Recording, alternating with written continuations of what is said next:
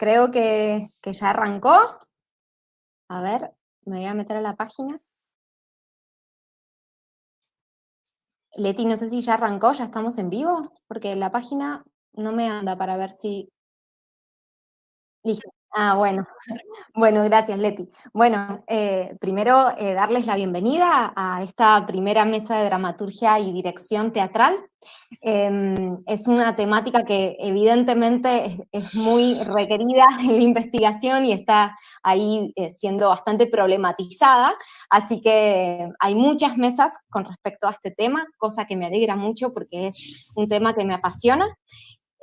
Soy Verónica Manzone, voy a ser la coordinadora de esta mesa y voy a presentarles acá a los expositores de hoy que vamos a estar dialogando y conversando acerca de esta problemática.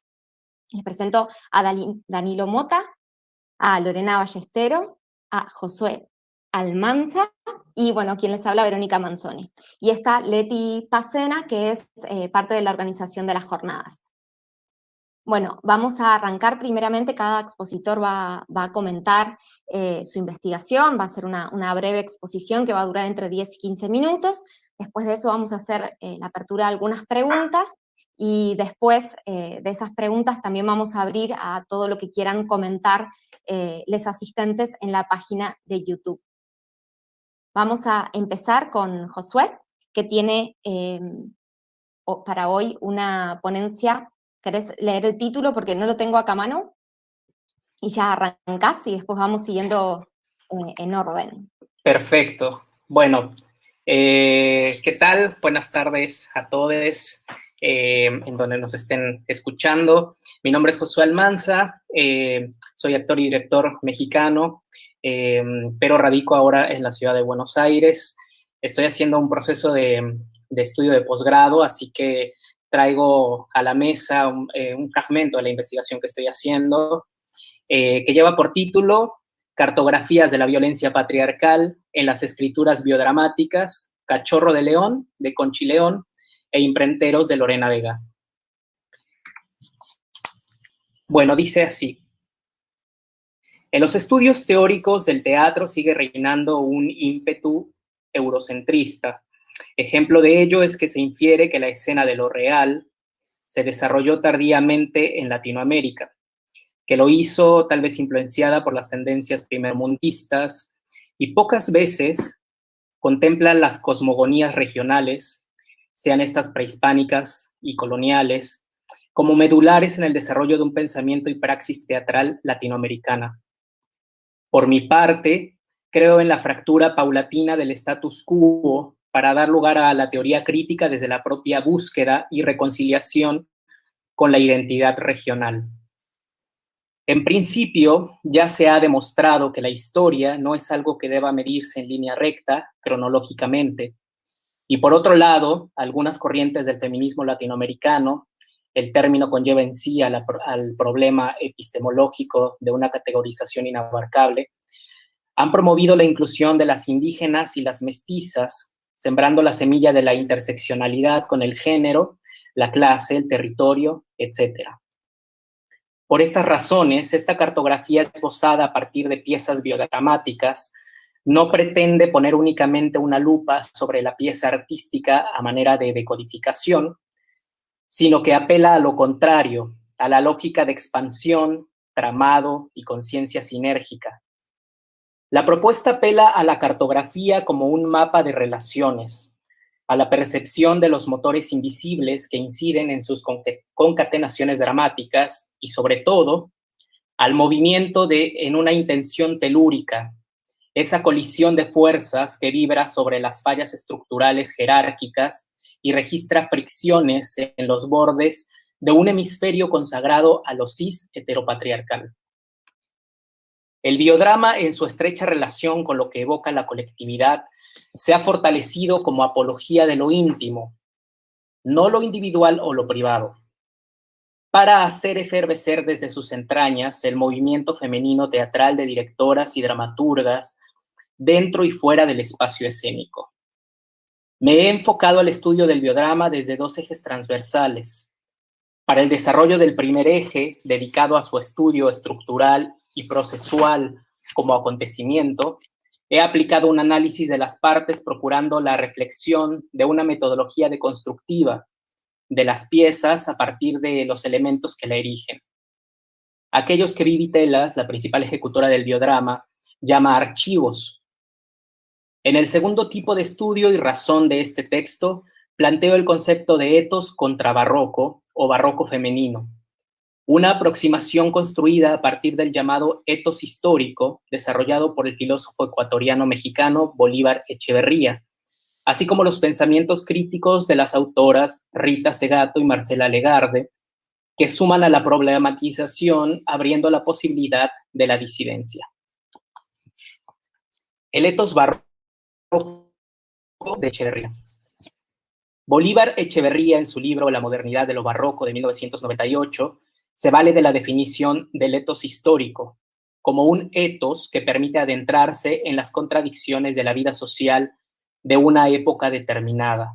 Cito al autor: el comportamiento social al que podemos llamar etos histórico puede ser visto como todo un principio de construcción del mundo de la vida. Es un comportamiento que intenta hacer vivible lo invivible. Fin de cita.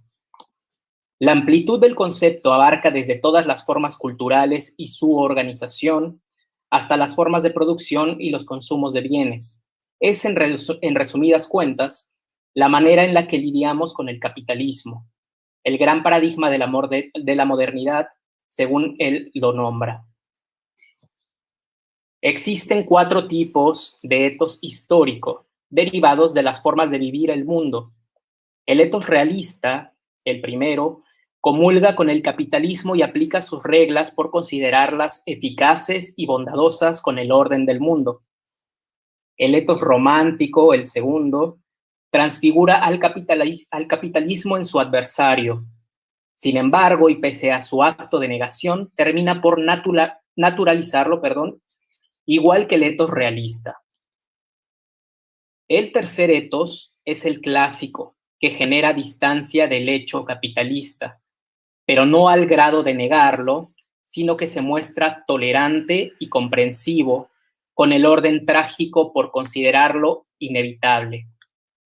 Finalmente, el cuarto es el etos barroco, que igualmente genera una distancia, pero no acepta el capitalismo como el clásico o lo niega como el etos romántico, sino que éste lo considera al capitalismo inaceptable.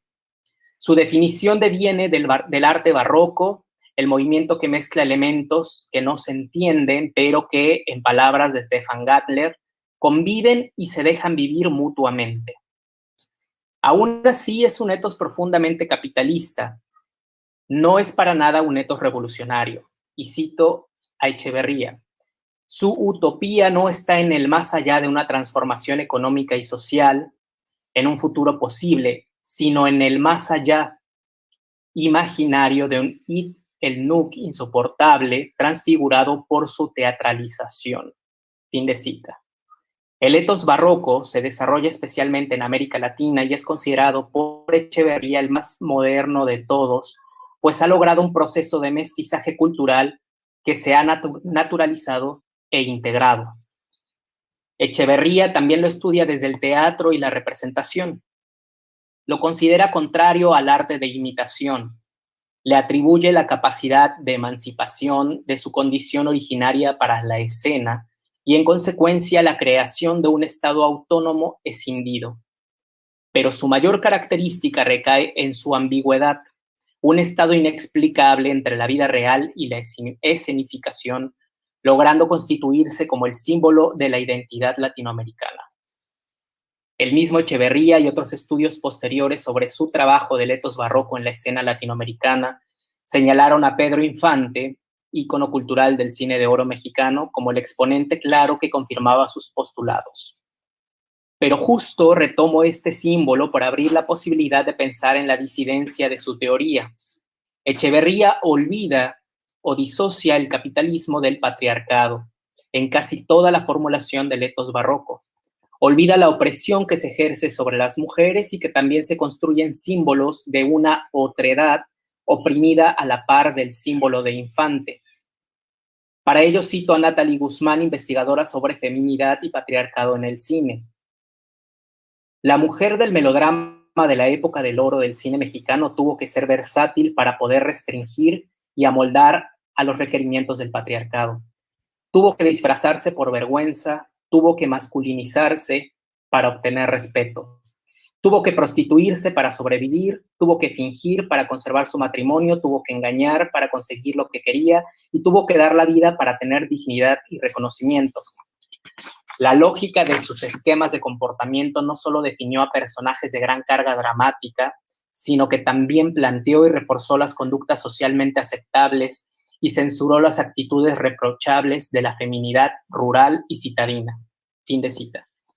Echeverría designa las formas del estar frente al capitalismo, pero no considera las maneras del estar con el patriarcado y el colonialismo.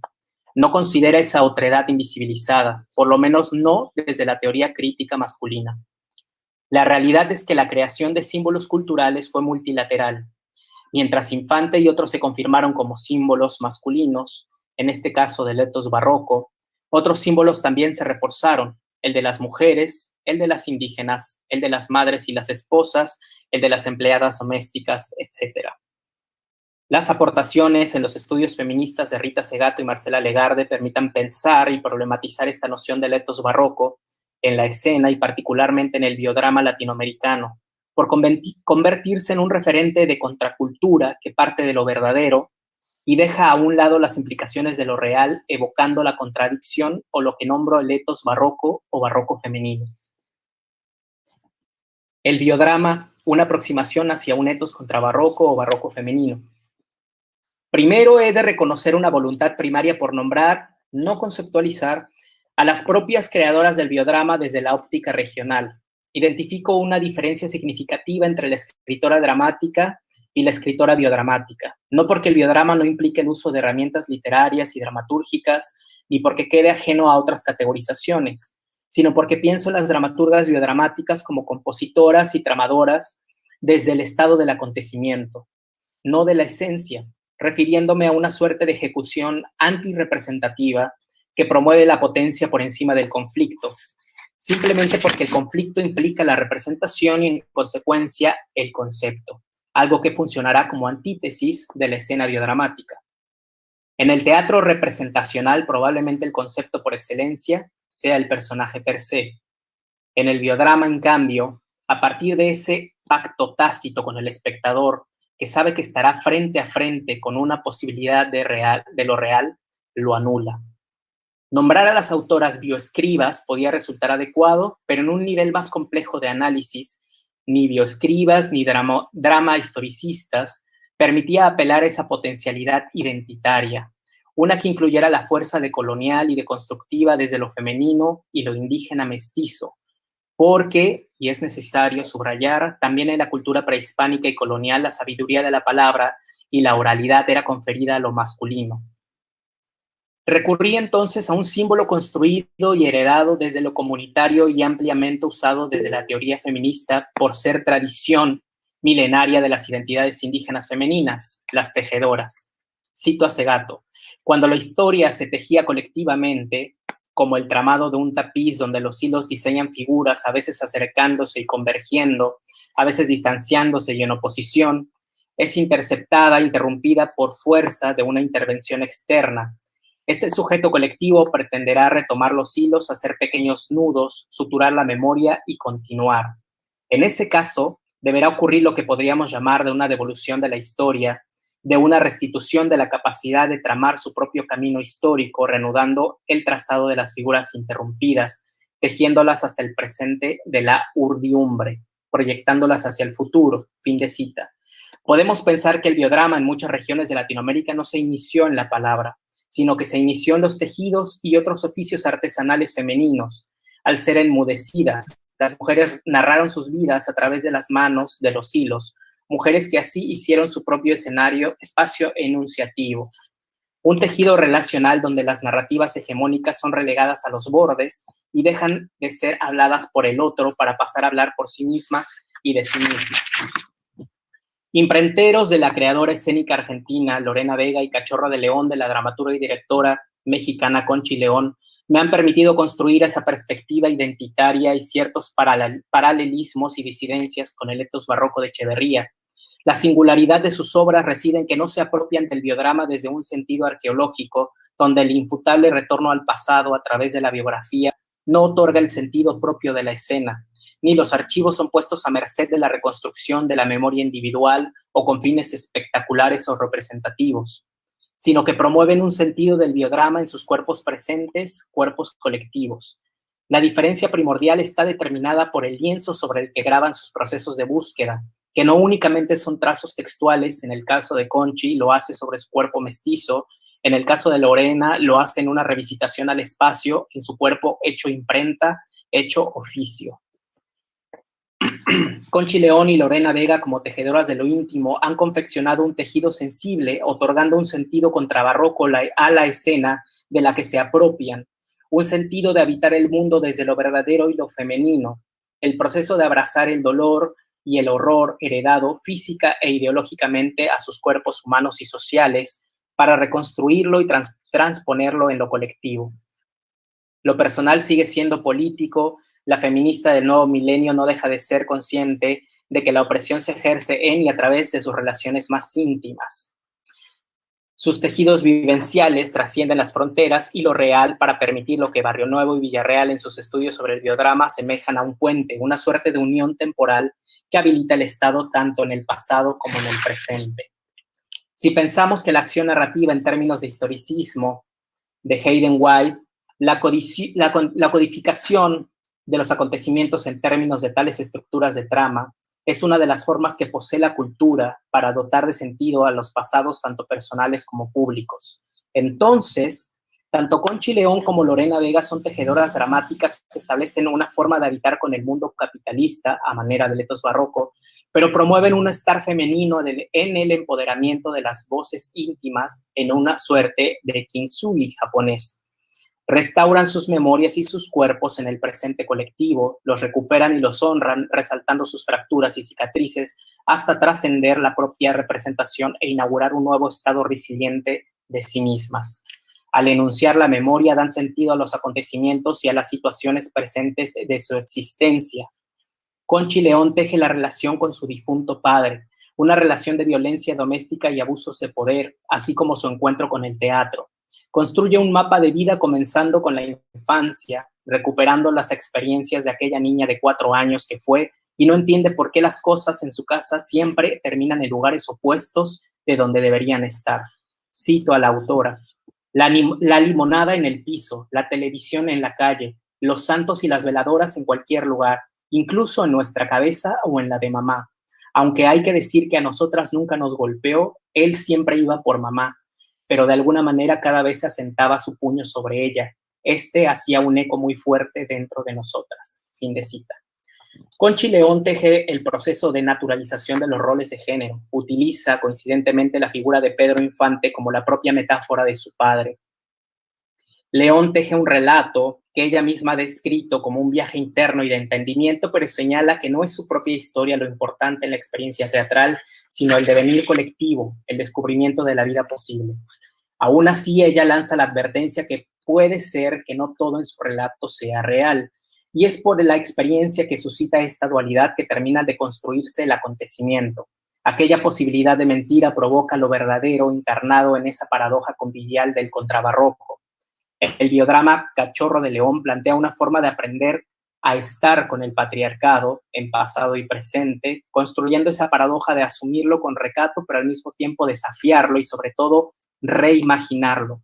Si el etos barroco es la contradicción misma devenida en un otro imaginario, entonces el contrabarroco de León es la contradicción devenida en una otra imaginaria, una historia históricamente silenciada y ahora autorreferenciada en su cuerpo mestizo, en su ser periférico, en su vulnerabilidad expuesta. En Imprenteros de Lorena Vega hay una violencia vedada, probablemente más difícil de distinguir, pero que sale al descubierto cuando nos preguntamos por los espacios que son conferidos para ser habitados por las mujeres, así como los propios roles de género en la casa y en los edificios. Lorena Vega teje un biodrama donde ella se convierte en ese presente femenino de un universo masculinizado, Con una evocación a la biomecánica de Meyerhold, ella transita a partir de los estigmas ocupacionales, esas cicatrices del propio oficio. Pero los estigmas ocupacionales no solo ocurren físicamente, ocurren como acompañamientos fantasmagóricos que afectan los sentidos. Un sonido de imprenta tan preciso que se graba en la memoria y Lorena es capaz de reconocer y o reproducir, un trazo maquinario capaz de apropiarse del cuerpo y dibujar movimientos memoriales en las manos y piernas. Lorena Vega teje su experiencia partiendo de un pasado que sitúa la línea hereditaria y que ha marcado el destino de generaciones en su familia: ser trabajadores gráficos, ser imprenteros. Al igual que el biodrama de Concha y León, Lorena filtra el cuestionamiento de lo real en la presencia escénica del hermano, una participación que siembra la incógnita de estar frente a la realidad teatralizada. Sin embargo, aquel acontecimiento resulta más verdadero que los propios archivos. Lorena logra tejer la memoria en un presente continuo y disidente, generando la paradoja contrabarroca. A manera de conclusión, algunos autores han desarrollado nuevas teorías literarias y críticas, tomando como punto de referencia el etos barroco de Echeverría, e incluso se han aventurado a escribir sobre la posibilidad de un etos post-barroco basándose en la utopía de un estar anticapitalista. Considero que esa evolución del etos barroco no puede ser evocado sino por la experiencia de lo femenino interseccional en el presente. El biodrama, desde esa evocación contrabarroca, dialoga con las propias contradicciones del ser femenino latinoamericano. Abre la posibilidad de articular las luchas de género con las luchas mestizas, afrodescendientes o indígenas en el presente de los cuerpos. ¿Por qué hay escasos o nulos varones tejiendo acontecimientos desde su propia intimidad, desde la potencia política de lo femenino? Probablemente porque ese lugar implica una batalla más ardua que aquellas ocurridas en el sitio de la espectacularidad, la representación y lo público. El biodrama contrabarroco potencia lo político femenino y configura un particular modo creativo de producción y un conjunto de relaciones que deconstruyen las estructuras jerárquicas.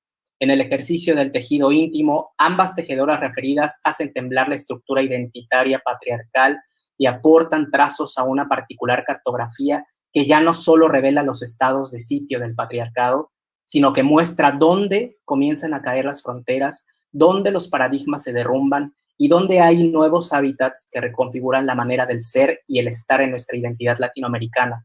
Después de todo, hemos construido esos pedazos de vida que se llaman pasado gracias a las palabras de nuestras madres. Gracias. Gracias, Josué. Seguimos con la ponencia de Danilo Mota, así que si querés presentar tu Power. Si podemos, intentemos, los que quedamos, de atenernos a la cuestión temporal, porque tenemos un horario de cierre para la mesa y sería bueno poder respetar bien ese horario.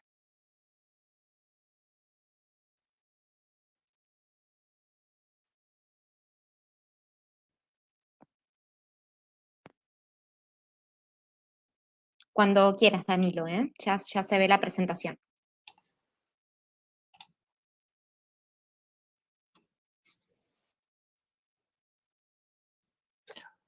Olá, buenas tardes. Peço permissão para falar em português. Quero agradecer, primeiramente, a organização da primeira Jornada Internacional de Direção Teatral. Sou Danilo Mota, sou estudante, né, de pós-graduação, pós-grado, na Universidade de Brasília, pelo programa de pós-graduação em artes cênicas.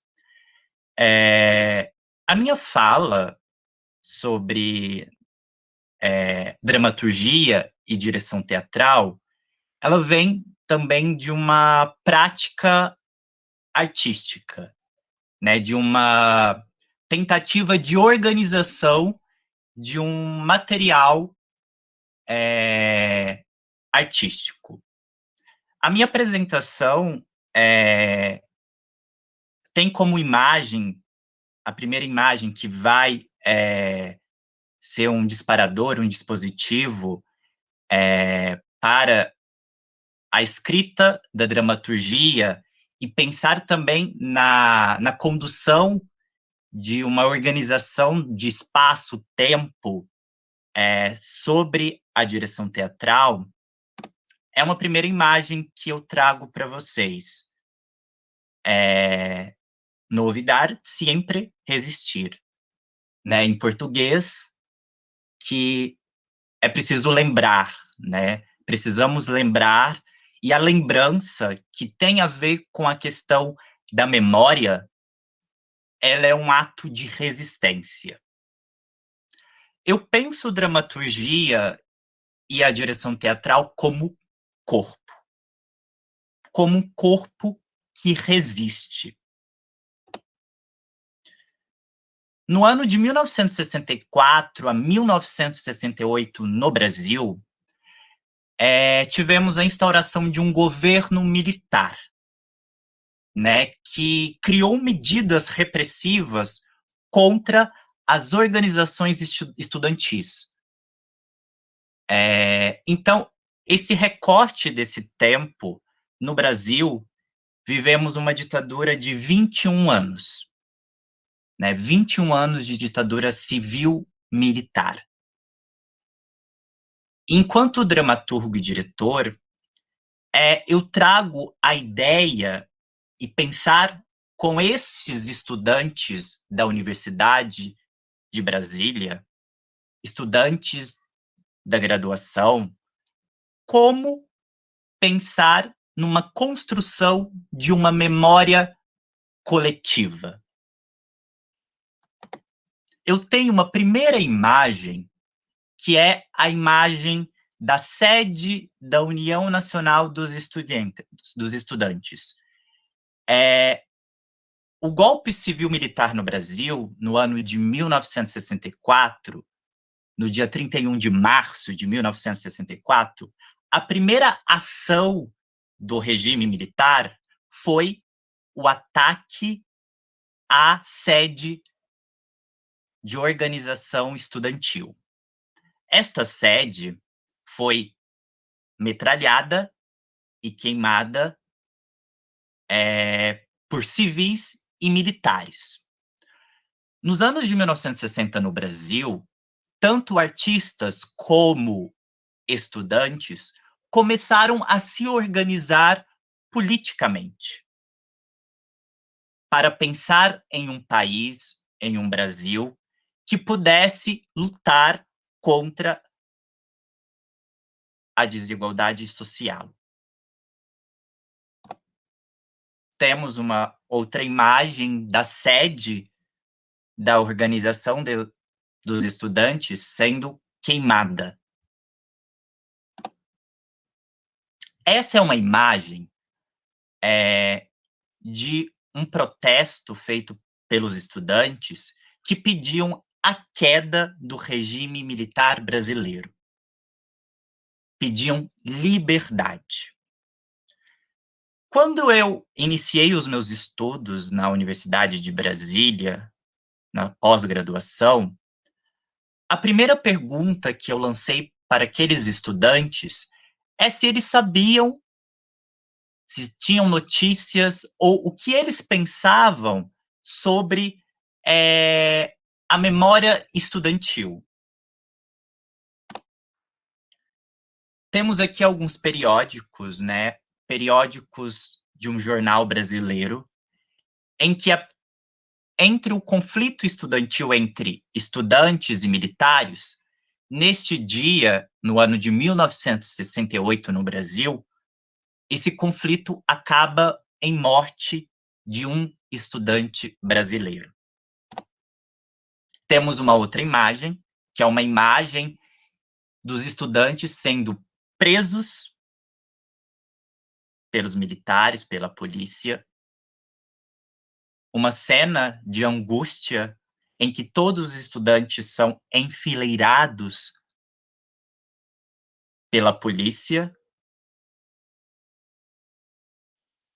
Essas imagens são imagens em que eu levei para esses estudantes para que eles pudessem pensar sobre este período. No ano também de 1968, no Brasil, após o golpe de 1964, no ano de 68, os estudantes começam a se organizar.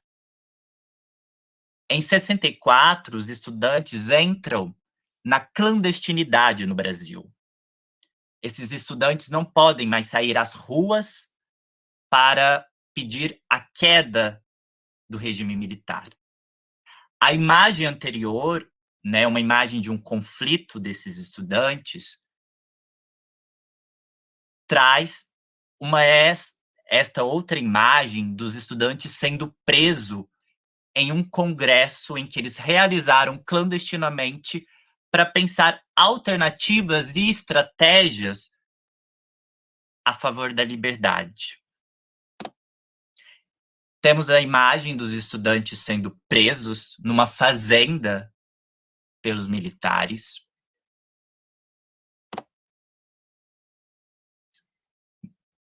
Então, são centenas de estudantes que se organizaram neste congresso clandestino e que foram presos pela polícia militar.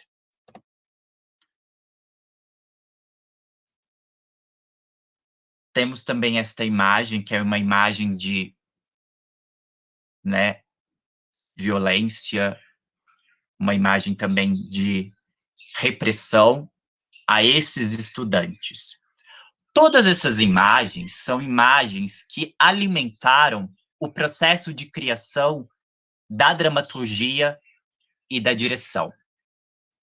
A construção, né, deste trabalho, também um trabalho cooperativo de composição do espaço e tempo, é uma prática pedagógica com esses estudantes.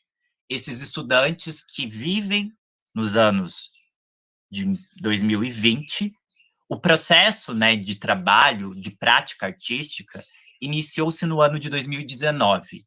Fomos para salas de trabalho, a sala de ensaio na universidade, e esse grupo de estudantes tentaram, de alguma maneira, pensar em realizar um trabalho sobre a memória. Eu tenho aqui um vídeo, uma película, vou ver se eu consigo passar, são 13 segundos para vocês verem o movimento, né, de repressão e também o movimento de organização desses estudantes.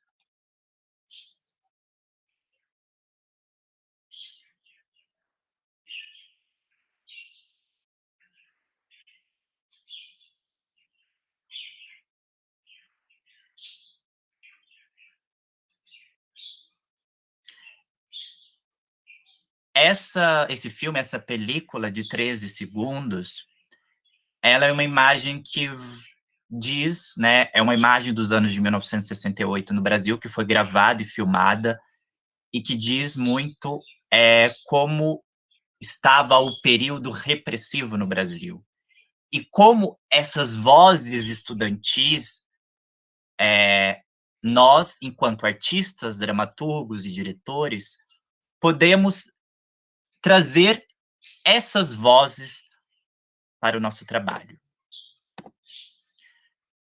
Temos aqui uma imagem, que é uma imagem passado o período ditatorial no Brasil, nos anos de 2010, iniciou-se uma organização de uma comissão da verdade, em que iria apurar os crimes do Estado e das violações dos direitos humanos no país. A Comissão da Verdade do Estado de São Paulo, ela ficou encarregada de traçar o perfil político desses estudantes mortos e dos desaparecidos políticos. Temos algumas organizações políticas de estudantes e de militantes também políticos, e esta comissão, analisando os números, encontrou que de 163 políticos que foram mortos e desaparecidos no Brasil, cerca de 53 eram estudantes. Este trabalho, que ainda está em fase de andamento, devido ao contexto da pandemia no Brasil, né, do coronavírus, transferimos o trabalho para o modo virtual.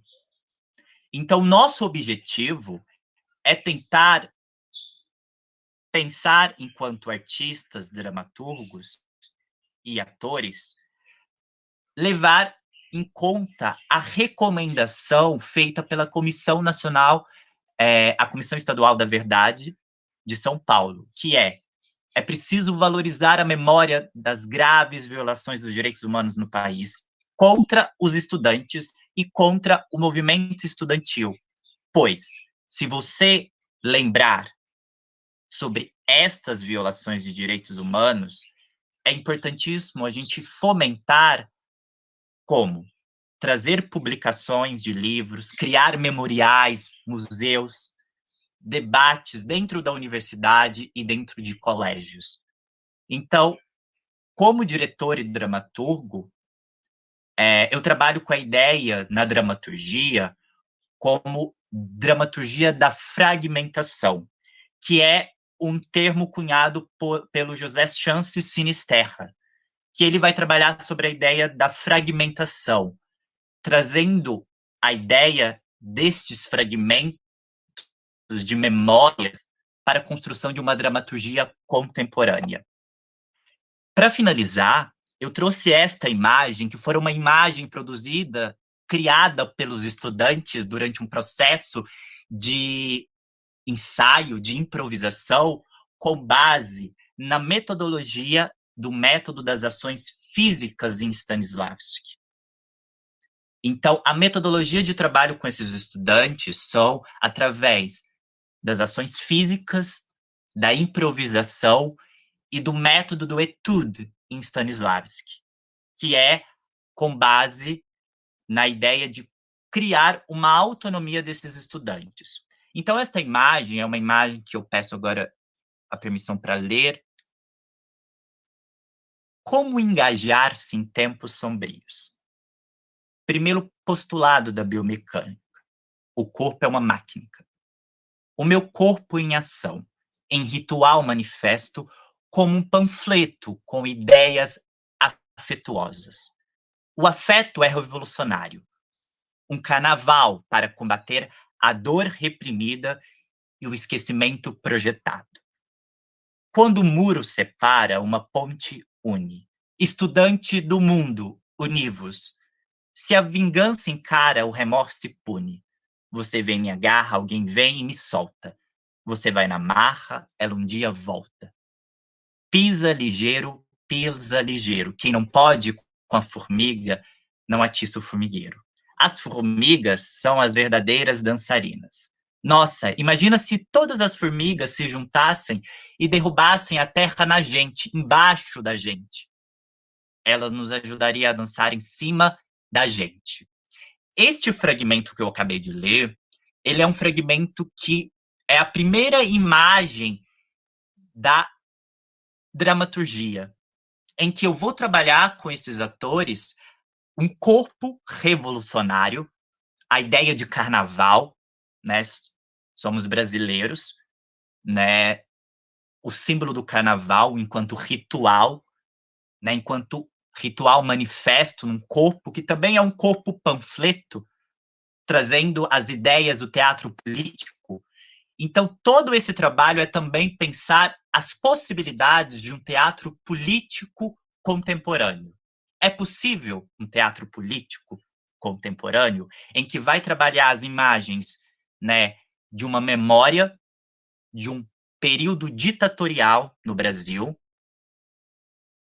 e convocar essas vozes desses estudantes que foram silenciadas, pois a tentativa do Estado brasileiro sempre foi uma tentativa de silenciamento, de esquecimento. Para finalizar, trago uma canção Mercedes Sosa, né, que diz que viva os estudantes, né? É uma música em que faz parte do nosso trabalho nas salas de ensaio, que viva o experimento, pois em tempos sombrios é importantíssimo experimentar novas formas de dizer a verdade. Gracias. Muchas gracias, Danilo. Muchas gracias. Seguimos con Lorena.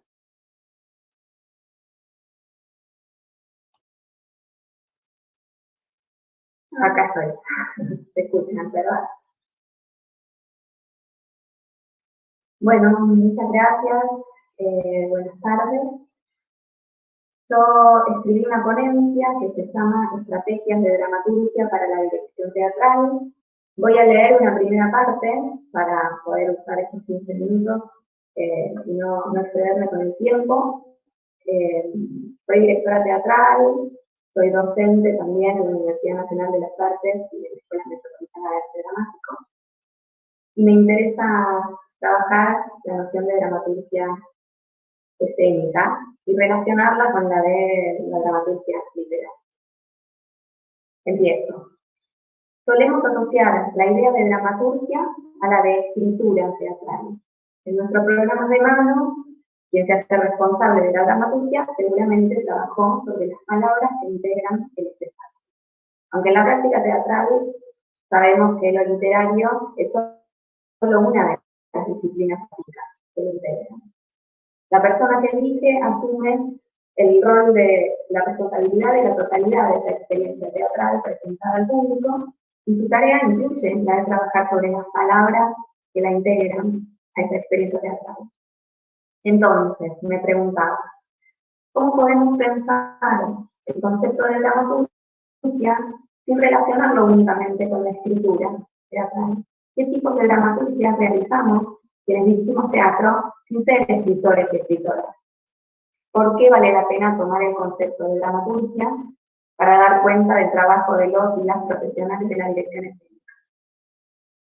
En primer lugar, me interesa resaltar que la dirección teatral es una práctica, como tal requiere de técnicas específicas que permitan llevarla a cabo, y uno de los desafíos más importantes para quien dirige teatro es el de cómo construir un mundo coherente y específico, particular y verosímil en cada puesta en escena.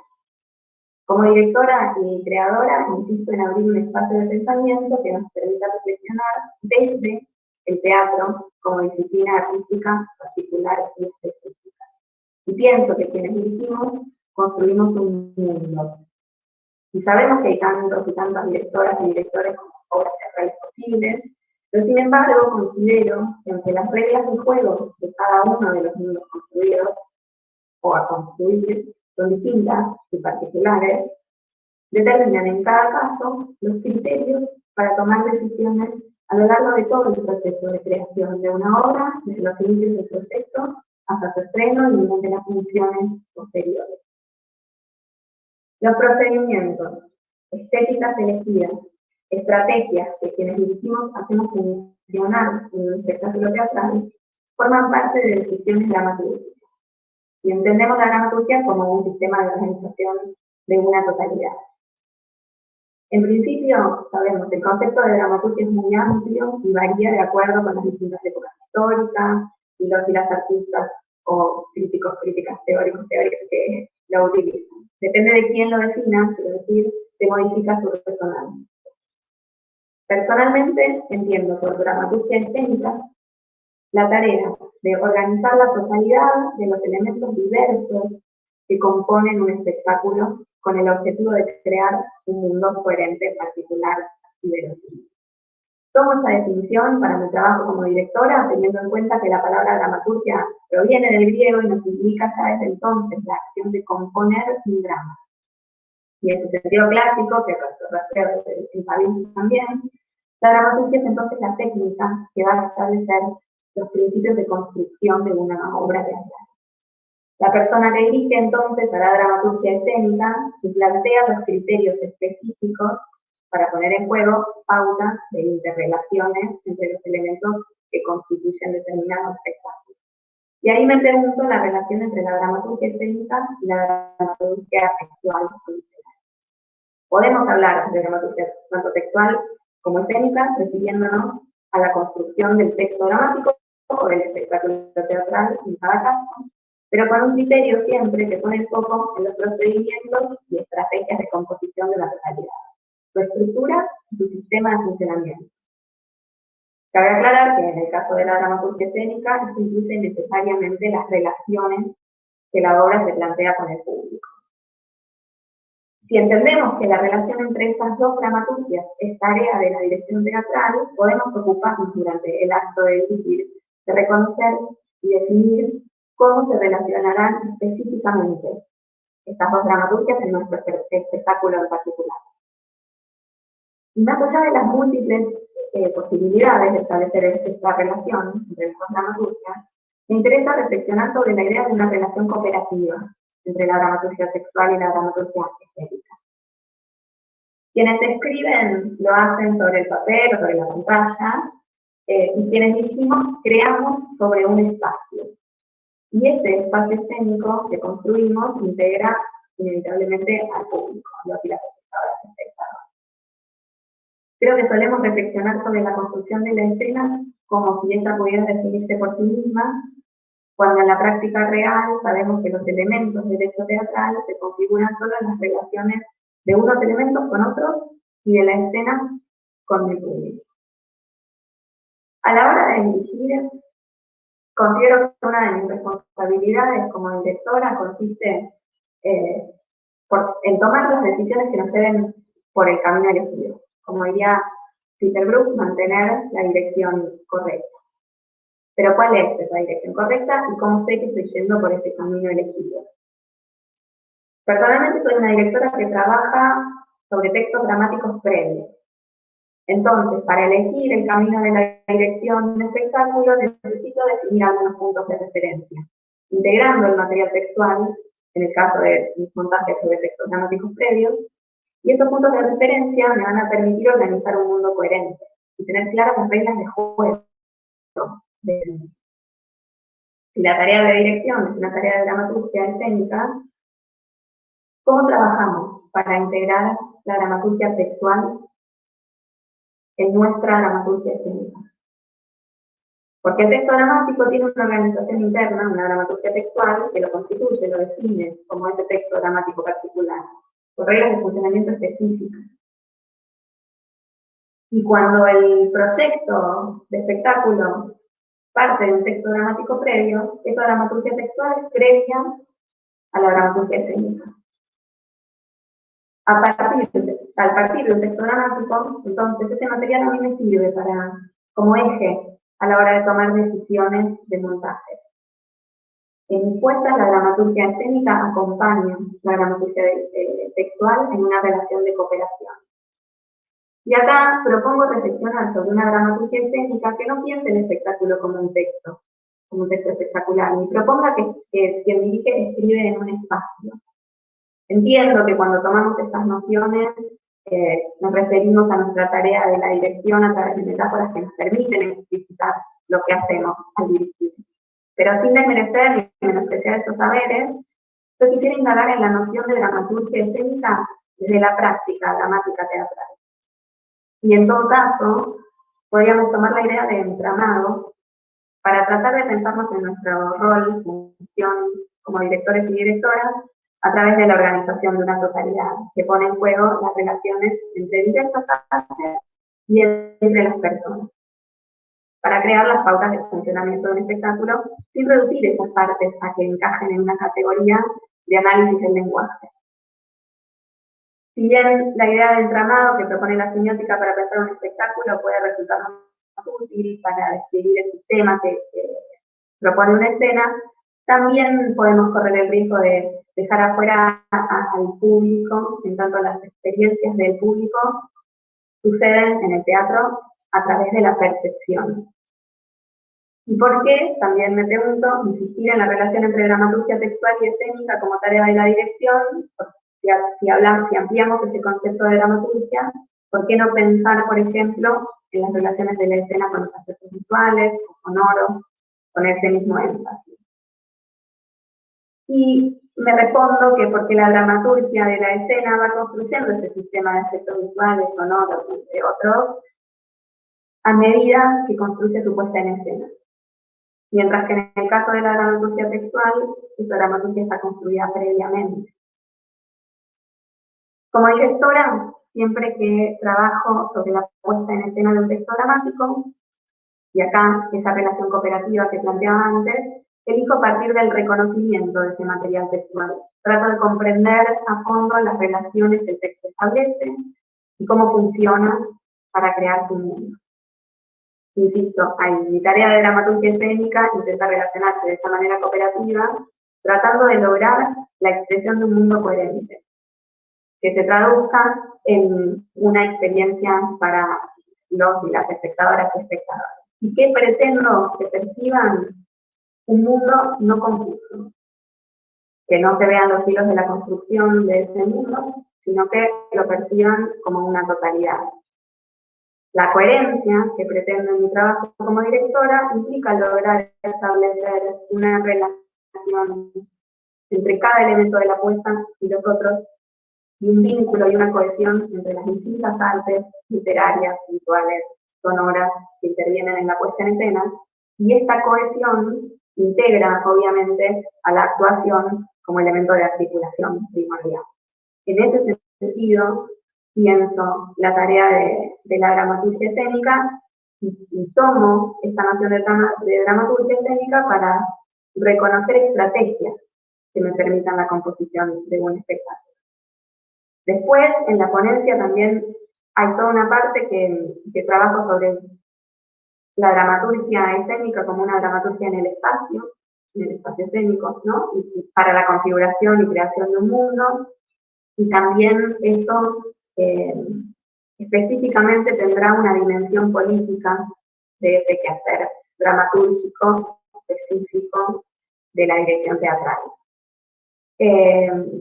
La ponencia después estará, supongo, publicada en su totalidad, no me quiero extender, pero básicamente estas son las cuestiones que abren mi reflexión sobre las estrategias de dramaturgia aplicadas en la práctica de la dirección teatral. Bueno, muchas gracias, Lore.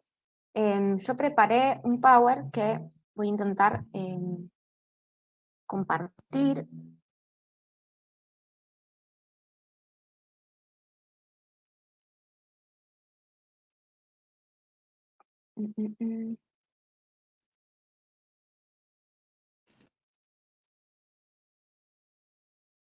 Pero se me cerró y ahora parece que no me deja compartirlo. Voy a esperar unos segundos. Mientras tanto, que se carga la página. No sé si ya ven mi pantalla o sí, o todavía no se ve. Se ve. Igual se trabó el Drive, así que voy a dejar de compartir y voy a ir comentando. Bueno, comentarles que primeramente lo que hoy traigo para compartirles es parte de mi tesis doctoral, que en este momento estoy terminando de escribir en el último capítulo, y bueno, justamente lo que hoy iba a discutir acá en la mesa tiene que ver con estas últimas investigaciones que estoy haciendo acerca del término dramaturgia de dirección, que es parte justamente de otro gran concepto, que en realidad es el concepto nodal de toda la tesis, que tiene que ver con algo de lo que hablaba recién Lorena, que son las dramaturgias de la escena. Yo estudio específicamente las dramaturgias de la escena en una cartografía singular y específica, que es el teatro mendocino. Estudio 11 obras, que son parte de mi corpus. La primera está estrenada en 2005 y la última que estudio es del 2016, y ojalá que llegue hasta ahí, porque la idea es justamente traer el caso de Manuel García Migani con la obra Tu veneno en mí, que es un caso del corpus que me sirve muchísimo para pensar estas discusiones en torno a la dramaturgia de la dirección. Bueno, primeramente comentarles que cuando empiezo a trabajar con el concepto de dramaturgias de la escena, doy con un primer problema teórico, que es que hay mucha discusión en torno al tema, pero hasta ahora ningún teórico la ha definido en su totalidad o ha intentado un estudio tan específico de esta problemática. Entonces el primer trabajo tuvo que ver con esta delimitación de un término, dramaturgia, que diera cuenta de la ampliación que implica y de esta oposición a la idea de dramaturgia entendida tradicionalmente como un texto que escribe un autor en soledad, ¿no? Para eso, bueno, hay muchísimos autores que fueron parte de este gran marco teórico que es bastante híbrido porque utilizó constantemente el análisis de discursos de dramaturgos o de directores o de actores para poder dar cuenta de esta inmensidad y esta deslimitación del término dramaturgia. Entre ellos, bueno, mencionar a Eugenio Barba y su libro Quemar la casa, donde define una idea de dramaturgia relacionada a la idea de trama y de tejido, y a esta idea que recién Lorena mencionaba de esto de componer, lo que compone o lo que ordena a la escena, ¿no? Entender la dramaturgia desde ese lugar. Y dentro de esta idea de dramaturgia, al mismo tiempo, también aparecen las subcategorías, que me cuesta llamarle subcategoría, pero bueno, son como nociones que se desprenden de esta gran categoría que tienen que ver con la dramaturgia actoral, la de dirección y la de grupo, ¿sí? Algunas cuestiones que tenían que ver como con esta idea de la dramaturgia desde un lugar ampliado, que tenía que ver con que no solamente el autor dramático es quien tiene la potestad de escribir y la autoría en una obra, que no todo proceso escénico comienza con un texto previo, o sea, no todo proceso escénico es el poner en escena un texto, y que al mismo tiempo, como el texto aparece en simultaneidad con el espacio y tiempo del acontecimiento escénico, este texto se vuelve poroso, abierto, un texto en vías de proceso. Es algo que muchas de estas cosas tienen mucho que ver con un autor que se llama Joseph Danan, que escribe un texto que para mí es genial, que se llama ¿Qué es la dramaturgia?, donde él habla del sentido 2 de la dramaturgia, que es este sentido opuesto al sentido tradicional que permitiría pensar un texto en vías de proceso, ¿no? Del lado del tránsito. Justamente de las 11 obras que yo estudio, todas las obras, salvo una, tiene en un gran porcentaje de lo que presenta como texto, un texto poroso y abierto, y justamente Tu veneno en mí es una obra que comienza sin un texto previo y terminan de hacer funciones también sin un texto. O sea, nunca se escribió al formato escrito el texto que sucede, ¿no? Entonces, el texto dramático de Tu veneno en mí solo existe en la medida que hay función. Y esto a mí me resultaba muy interesante, porque al indagar sobre la figura del director y la idea de la dramaturgia de la dirección, todos los textos que yo encontré para armar un marco teórico sobre la dirección relacionaban primeramente la solidificación del rol de la dirección en torno a la presencia del texto dramático. De Marinis, por ejemplo, expone que parece una paradoja, pero el nacimiento de la puesta en escena significa la presencia textocéntrica del autor dramático dentro del teatro, ¿no? Y esto también va a implicar cierto ordenamiento de las funciones de la dirección en torno a esta idea textocéntrica de la escena. Entonces, frente a eso, yo me preguntaba, bueno, si todas las funciones que han sido estudiadas de la dirección tienen que ver con este hacer entender un texto o poner en escena o vigilar la correcta traducción del texto a la escena, ¿qué sucede con la dirección cuando no hay un texto previo? Cuando el punto de partida tiene que ver con el cuerpo, con la relación no solamente del actor y su singularidad como cuerpo, sino también con la singularidad del cuerpo de quien dirige, ¿no?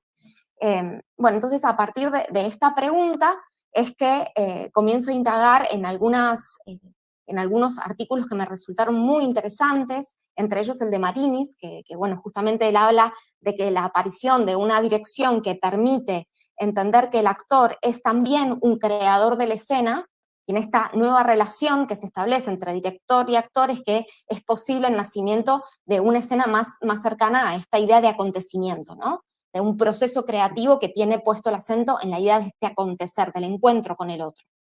Entonces, frente a esto, llegué a algunas discusiones con respecto al término de autoría, que es, bueno, un término que tiene que estar en discusión cuando hablamos de dramaturgias de la escena, porque si uno piensa históricamente, la dramaturgia siempre ha estado asociada a la idea de autor dramático, y la idea de autor dramático tiene que ver con quien tiene la autoridad sobre el sentido, la jerarquía sobre el sentido.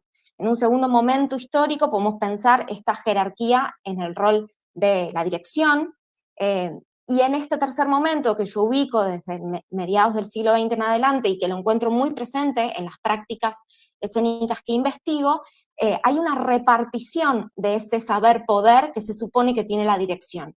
Es decir, para que haya una dramaturgia de la escena es necesaria que haya una repartición del sentido en términos de Rancière.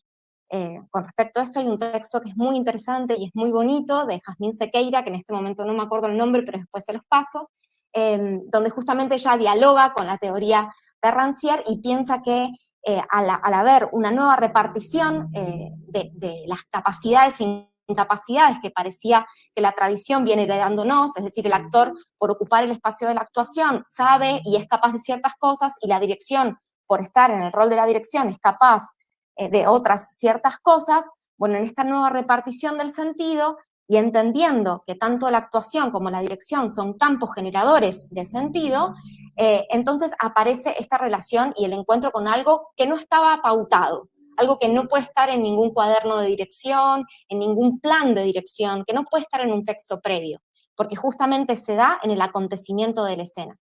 Entonces, a partir de eso, también pensaba esta idea de dispositivos de la escena, es decir, pensar el ensayo como un dispositivo de afectos, pero entendiendo la idea de afecto en relación a lo que Rolnick dice, que el afecto no como la idea de cariño, sino como esta idea de lo que te toca, de lo que te perturba, de lo que te afecta, ¿no? De cómo dejo entrar al otro en mí y cómo yo entro también en el otro, ¿no? Es esa relación intersubjetiva es la que finalmente podría dar lugar a una dramaturgia de la escena, una combinación de dramaturgia de actor y de dirección. Entonces, en esta relación es que pienso la obra Tu veneno en mí, que es una obra que surge a partir de una propuesta de actuación de García Migani. La muestra de taller se quedan muy enganchados con alguna de las escenas y deciden continuar el proceso, ¿no? Continuar elaborando otro material que no tenga que ver con una muestra de taller, sino con una obra. Y a partir de eso, Manuel empieza a expandir, estas son palabras de él, a expandir y ampliar lo que estaba ya en esos cuerpos, ¿no? En esos cuerpos de los actores talleristas. Algo que me pareció muy interesante del trabajo con entrevistas que yo realizo de esta obra es que todos los actores coinciden en que el trabajo de dramaturgia de Migani solo es posible en la medida en que los actores y actrices dejan entrar al director en ellos mismos. Es como que él, es bastante extraño el trabajo que hace, yo lo he observado en talleres, está constantemente casi a un paso de meterse completamente en la escena. Manuel García Migani, además de ser director, es dramaturgo y es actor. Entonces, su funcionamiento desde la dirección es desde esta interrelación entre los roles, ¿no? Entonces, el trabajo realmente es muy interesante porque él por momentos observa la escena, pero constantemente está interviniendo oralmente o físicamente la misma escena, ¿no?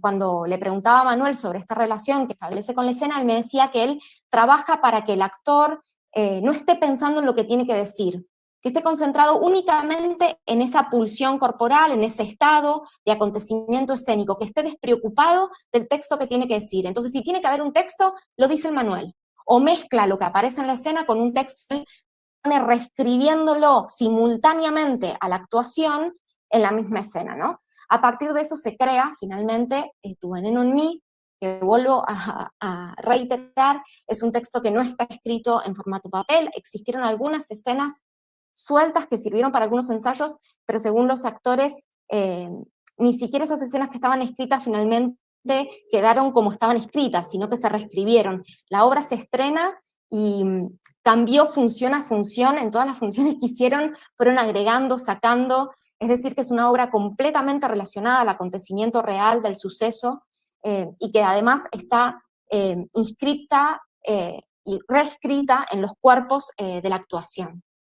Finalmente, para cerrar, me gustaba de esta obra también algo que es muy interesante, que sale de las entrevistas, que una de las actrices dice que si ella tuviera que buscar una metáfora para explicar lo que García Migani hace en su dramaturgia, es lo que hace un constelador. No sé si conocen la idea de constelación familiar, que es una terapia, una terapia psicológica, no sé si está bien el término, pero bueno, lo que hace justamente es percibir la energía que circula y reconectar distintos puntos, traficando información y uniendo quizás o generando relaciones que si no fueran por su mirada externa no se hubieran dado, ¿no?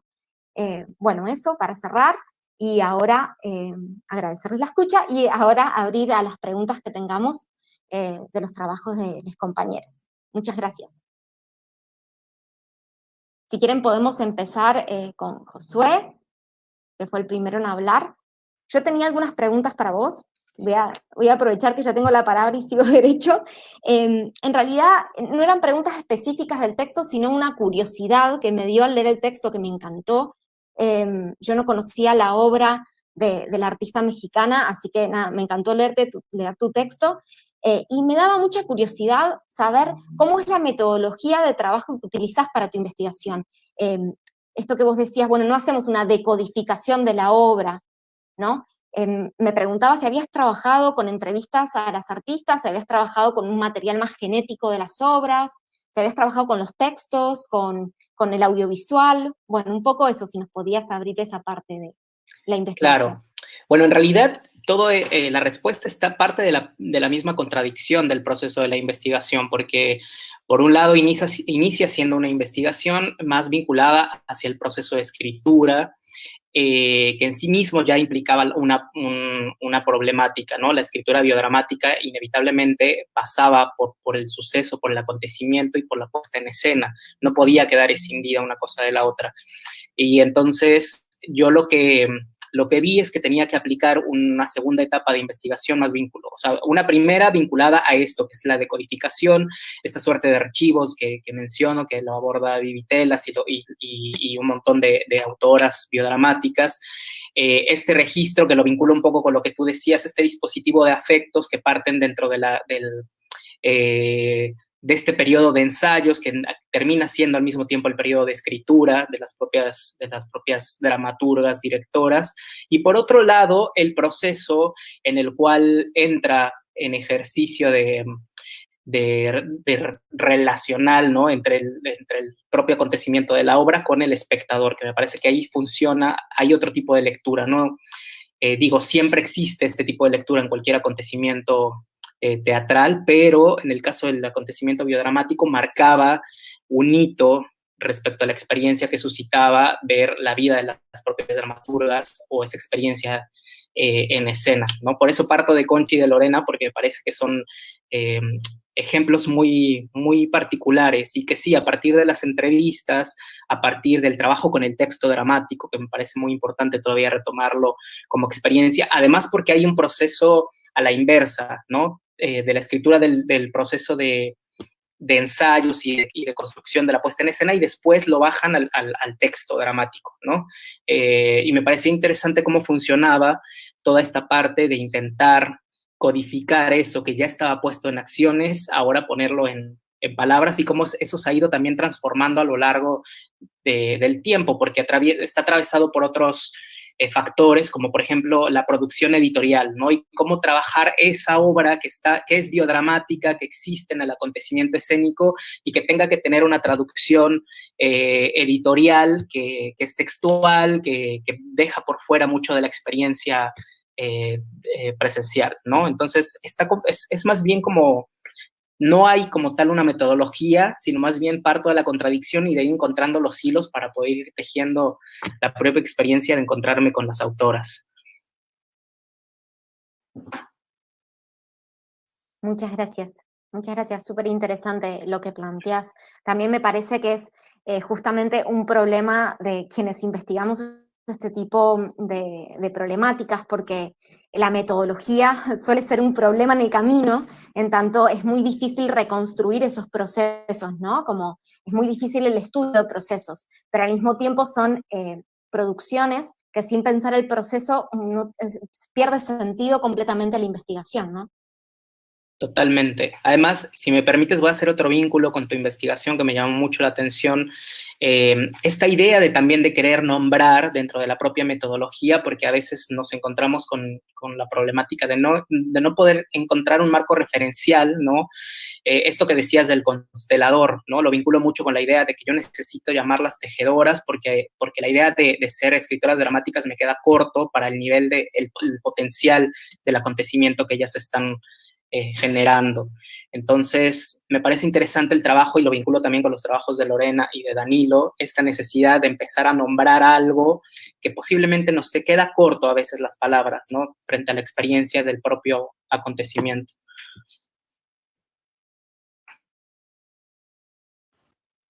Genial. ¿Alguien más? ¿Puedo acotar algo en esto? Sí, obvio.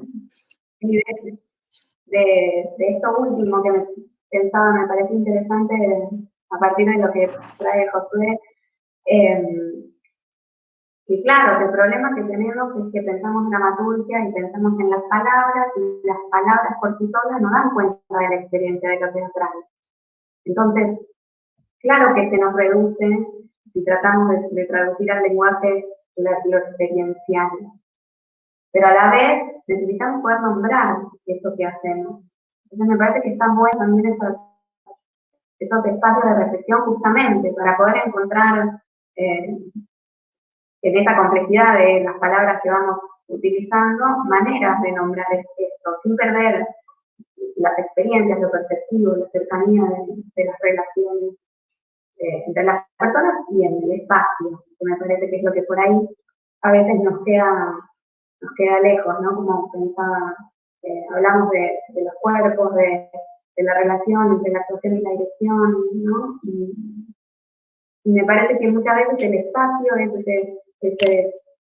ese encuentro de la presencia en lo teatral que es indispensable y que por eso no lo podemos reducir a las palabras. Sí, totalmente. Por eso también te preguntaba, Josué, por la metodología que usabas, porque a mí me pasó en el medio de investigación que no tenía otra que recurrir a la entrevista como parte de la metodología, porque encontraba que en ese discurso de los teatristas aparecían esto, constelador. El Manuel es un constelador, me dice María Pereira, ¿no? Digo, claro, es que esa es la palabra, más que dirección, más que dramaturgo. Hay algo en esa palabra que está resumiendo todas las acciones que está haciendo Manuel a la hora de estar en ese acontecimiento del ensayo, ¿no? Entonces me quedo con esto, ¿no? Como volver a reinventar o a reutilizar palabras que no son las correctas para la teoría, pero que sí dan cuenta y ayudan a pensar estos procesos.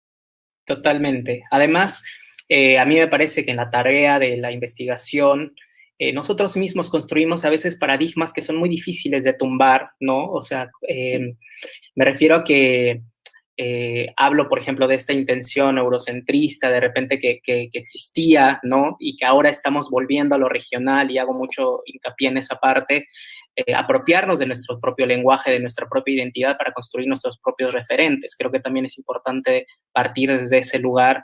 Los acontecimientos sociales, los acontecimientos culturales que ocurren en nuestra región marcan, ¿no? Tendrían que marcar nuestros propios paradigmas en el mejor sentido de la palabra, y me encanta cuando te escucho nombrar a ti esta idea, ¿no? Esta intención de poder ponerle un nuevo sentido acorde a la realidad en la que ocurren las puestas en escena que tú estás investigando.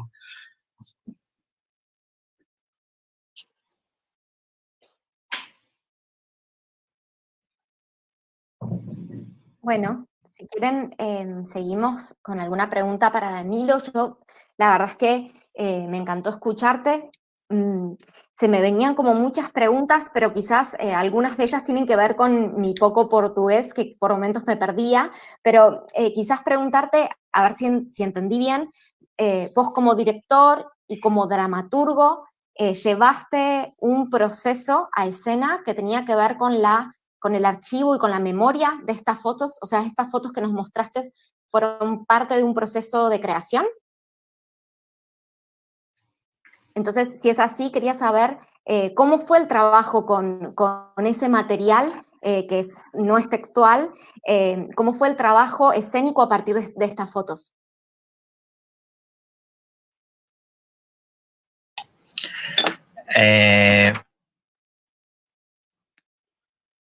O processo de montagem, né, o processo de criação, no Brasil, temos uma quantidade muito grande de fotos, documentos, arquivos, né, iconográficos, que vão trabalhar em cima dessa memória em que eu denomino como memória revelada, numa imagem, numa fotografia.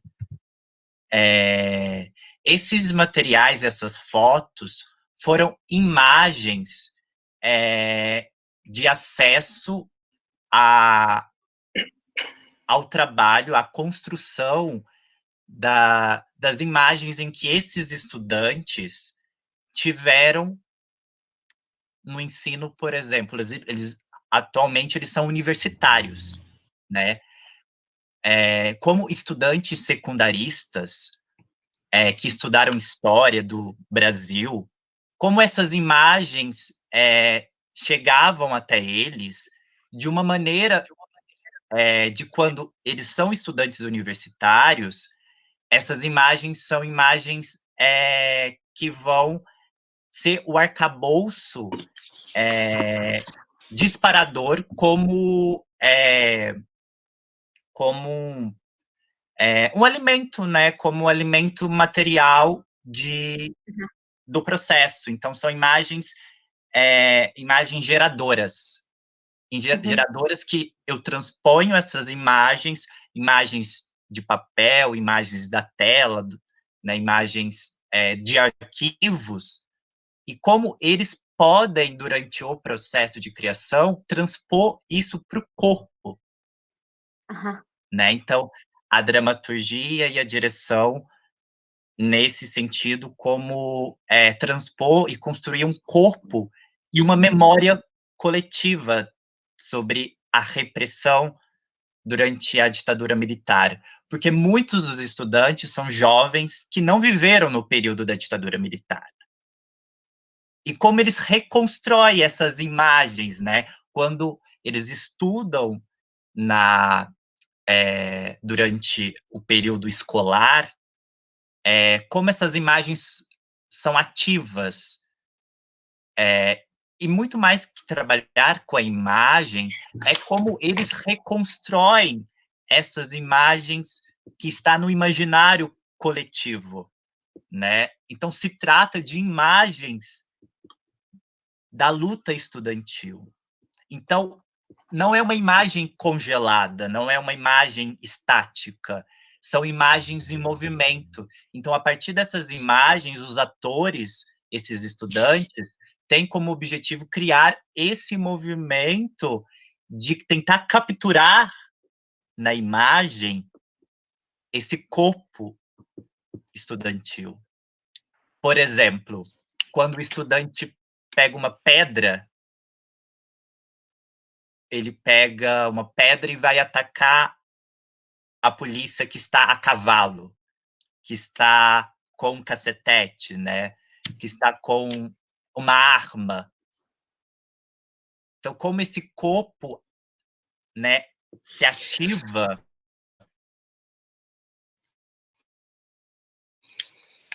e aí jovem, né, esse corpo juvenil. Então, o trabalho, o processo, esse trabalho que eu trouxe hoje para vocês, é um trabalho de reconstrução da memória da juventude brasileira.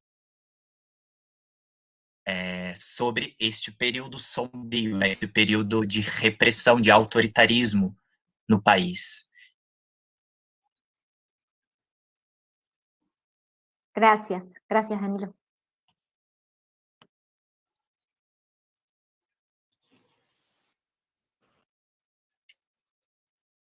¿Alguien más quiere acotar algo? Sí, sobre lo que decía Danilo, que me parece interesante cómo pensar, ¿no?, el propio archivo, ¿no? Porque la idea misma de la palabra a veces nos repite como esta idea medio arqueológica, ¿no? Como de que nos remite siempre al pasado, vinculado como a la historia. y pensar más bien o resignificar la idea del archivo como material vivo, como material que está existiendo y que encuentra sus propias, o sea, una nueva forma de relacionarse con el espectador, y que es interesante en el trabajo de Danilo, ¿no? Cómo se van construyendo y se hace un análisis de esas nuevas relaciones y se vuelve un objeto no en desuso, sino un objeto acontecimiento en el presente.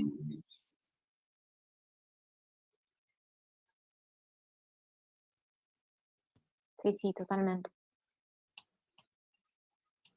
Sim, porque como o seu trabalho, Josué, é um trabalho que também vai trabalhar com símbolos, essas simbologias, essa construção de simbologias, né, que está vinculada à experiência coletiva.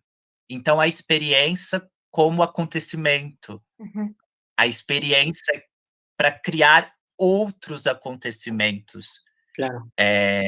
De ressignificação dessas memórias, para que não aconteça.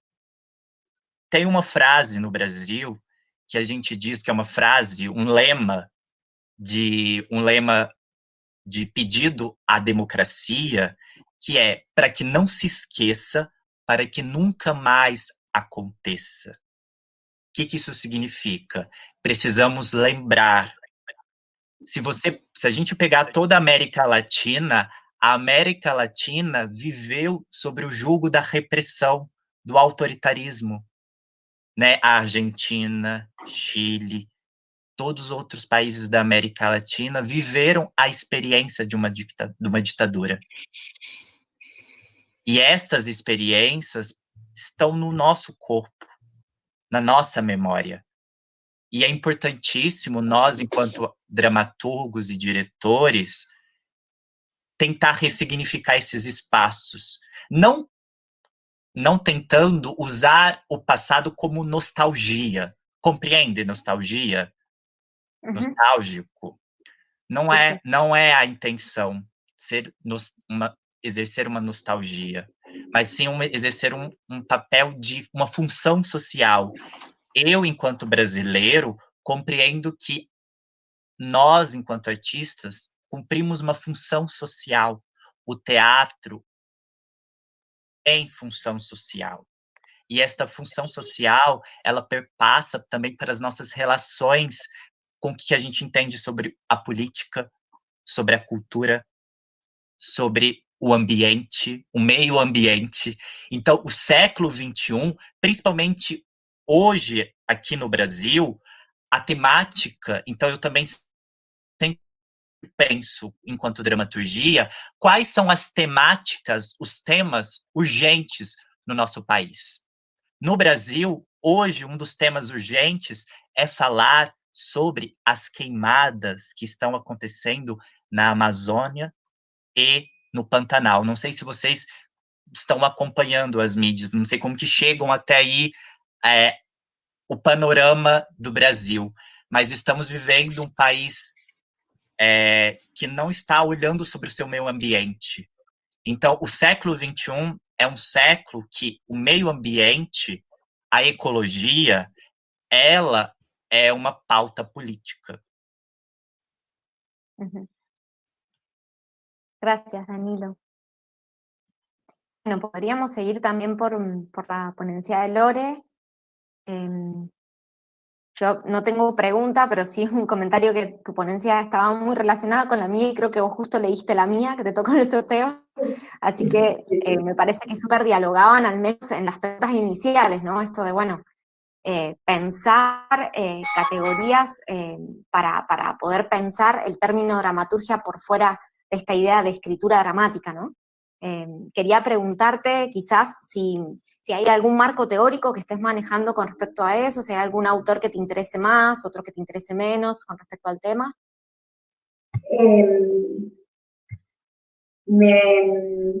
Está buenísima la pregunta porque yo creo que tomando distintos elementos de distintos, de hecho leía, entonces también para pensar que la dramaturgia lo tenía fresquito, como yo no soy investigadora, digamos, me interesa esto, pero desde la práctica y porque soy docente fundamentalmente, entonces me siento en la responsabilidad de sí estar al tanto de todas las investigaciones, más allá de mis elecciones poéticas personales, ¿no? Y me parece que hay algo ahí que está bueno pensar las distintas posibilidades de dramaturgia que coexisten. Entonces me parece que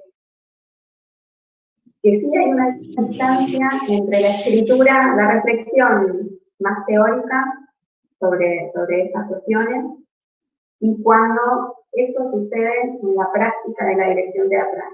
Porque en la práctica de la dirección teatral creo yo que todo se mezcla mucho más, se escapa de encuadrarse en algunas de las categorías. Y que está buenísimo que haya personas que lo investiguen y lo pongan en palabras porque justamente nos permite reflexionar sobre nuestro quehacer. Y creo que en realidad no son concepciones que se contradicen entre sí. Comparto esto de corrernos de la primacía del texto, de la fidelidad del montaje de un texto dramático previo, pero considero también que en mi práctica particular, si bien yo no soy escritora y tomo siempre textos dramáticos previos, no hay una fidelidad hacia ese texto, no porque yo le cambie las palabras al texto, sino porque me parece que hay estrategias de dramaturgia que me permiten integrarlo para que desaparezca como el primer plano, digamos, para que la percepción sea de todo a la vez. Y en ese sentido, sí, estas nociones de autoría colectiva que vos comentabas, me parecen muy interesantes y creo Rubén Tumájer también plantea la dirección como una tarea colectiva. Entonces, la autoría de una obra de teatro está repartida en ese sistema de relaciones que también vos planteabas. Aprovecho, me meto un poco con lo que también me interesaba de tu ponencia, porque sí, estoy de acuerdo con que dialogan. Y eso, no sé si podría elegir uno o unos autores como por sobre otros. Me parece que hay que conocer por qué empieza la discusión de correr ese lugar que también José planteaba, ¿no? Como el textocentrista, el lugar textocentrista en el quehacer teatral. Me parece que tratar de hablar de los lenguajes de la puesta en escena también sirve para poner a la vista algo de que quizás no se hablaba, pero eso me parece también que en la medida en que lo practicamos, este acto de dirigir, hablar de lenguajes nos queda corto para dar cuenta de las artes, porque las artes son mucho más que lenguajes, ¿no?